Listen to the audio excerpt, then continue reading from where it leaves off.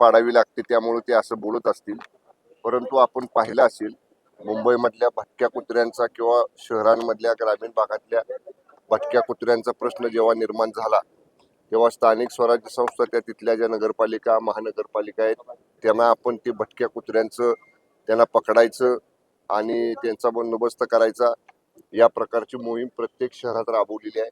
आणि बिबट्यांच्या बाबतीत आता प्रत्येक जिल्हानिहाय किती पिंजरे लावली आणि किती पिंजऱ्यात बिबटे पकडले आणि त्यांना जंगलात आदिवासात नेऊन सोडलं याची सुद्धा माहिती कालच विधानसभेमध्ये माननीय वनमंत्री गणेश नाईक साहेबांनी दिलेली आहे. सरकार दोन्ही बाबतीत संवेदनशील आहे, कारण भटक्या कुत्र्यांपासून लोकांना मानवांना लहान मुलांना वगैरे होणारा त्रास याचाही बंदोबस्त निश्चितपणाने शासनानं करायला सुरुवात केलेली आहे. आणि बिबट्यांना कारण कसं आहे बिबट्यांना पकडावं लागते किंवा त्यांना बेशुद्ध करावं लागते. बिबट्यांना आपल्याला थेट त्यांना मारता येत नाही किंवा जखमी करता येत नाही आणि म्हणून त्या सगळ्या नियमाचं वन्यजीवांच्या नियमांचं बाकी सगळ्या गोष्टींचं पालन करून त्यांना पिंजऱ्यातच पकडणं आणि पिंजऱ्यात पकडून त्यांना त्यांच्या आदिवासामध्ये नेऊन सोडणं ही मोहीम जिल्हानिहाय वन विभागाने मोठ्या प्रमाणात हातात घेतलेली आहे. अधिवेशनासाठी प्रथमतः उद्धव ठाकरे आज नागपुरात येत आहेत. नाही, त्यांनी पूर्ण अधिवेशनात खरं वास्तविक पाहिलं तर आलं पाहिजे. ते राज्याचे काही काळ मुख्यमंत्री राहिलेले आहेत आणि उबाटा पक्षाचे ते राज्याचे प्रमुख आहेत. त्यांनी खरं वास्तविक पाहता अधिवेशन सुरू होण्याच्या आदल्या दिवशी आलं पाहिजे. त्यांच्या विधिमंडळ सदस्यांना मार्गदर्शन केलं पाहिजे. त्यांच्या विधिमंडळ सदस्यांनी कामकाजात कसा भाग घ्यावा, कुठले प्रश्न कसे उपस्थित करावेत, रोजच्या रोज या बाबतीतलं मार्गदर्शन पक्षाचे प्रमुख म्हणून त्यांनी केलं पाहिजे. पण आपण पाहिलं अगदी मुख्यमंत्री असताना सुद्धा ते अल्पकाळ सभागृहात थांबायचे आणि आता तर ते माजी मुख्यमंत्री आहेत, पण तरी सुद्धा संसदीय कामकाज प्रणालीनुसार अधिवेशन ही इतकं महत्वाचं आयुध आहे की एक मिनिट या अधिवेशनातला अत्यंत महत्वाचा असतो. तिथं सहभाग घेणं, तिथं प्रश्न मांडणं, सरकारकडनं प्रश्न सोडवून घेणं ही खरी महत्वाची जबाबदारी असते. पण दुर्दैवानं आपण पाहिलं सत्तेतनं बाहेर गेल्यानंतर सुद्धा माननीय उद्धव ठाकरे साहेब काय फार उत्साहानं कधी सभागृहातल्या कामकाजात सहभागी झालेला आपण पाहिलं नाही. तर शेवटी हा त्यांचा प्रश्न आहे, त्यांची काम करण्याची पद्धत आहे.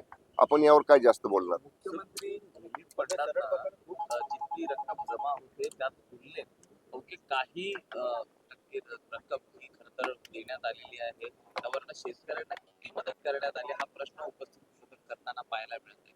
1 अब्जावधीची रक्कम मुख्यमंत्री रिलीफ फंडात आहे, पण त्यात 75,000 रुपये हेच खर्च 75,000 कोटी असते. नाही 75,000 फक्त 75,000 आरटीआय माहिती कार्यकर्त्यांना बाहेर काढले 1 अब्ज नाही. या बाबतीतली अधिकृत माहिती आपल्याला माननीय मुख्यमंत्री कार्यालयाकडून दिली जाईल, कारण या संपूर्ण मुख्यमंत्री रिलीफ फंड याचं नियंत्रण हे स्वतः माननीय मुख्यमंत्री महोदय करत असतात आणि माननीय मुख्यमंत्री महोदयांचं कार्यालय करत असतं. त्यामुळे याची अधिकृत माहिती आपल्याला माननीय मुख्यमंत्री कार्यालयाकडून मिळेल. म्हणालेले आहेत की शेतकऱ्यांना मदत या जादुई शब्दाच्या नावाखाली खेळवत न राहण्यापेक्षा खरंच तात्काळ करणं गरजेचं आहे. साहेब रोहित पाटील साहेबांना म्हणावं, रोहित पवार साहेबांना म्हणावं, कालच मी माननीय मदत आणि पुनर्वसन मंत्री मकरंद पाटील साहेबांशी चर्चा केली. कालपर्यंत 21,000 कोटींचे GR प्रत्यक्ष शेतकऱ्यांना मदत करण्याचे निर्गमित करून ते पैसे त्या विभागाकडे वर्ग झालेले आहेत.